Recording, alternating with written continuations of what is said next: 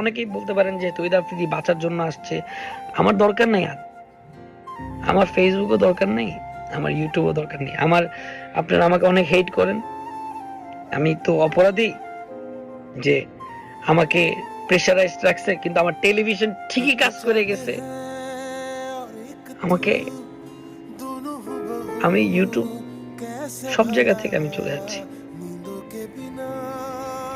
একটা বার আমার টেলিভিশনটারে দেখেন,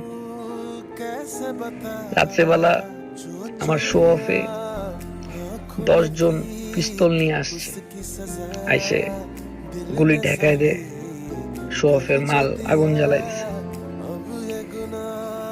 আমাদের শো অফের কম্পিউটার, মাই টিভির যত এডিটিং কম্পিউটার যা আছে লুটপাট করে নিয়েছে। এটা কোনোদিন একটা স্টুডেন্ট করতে পারে না।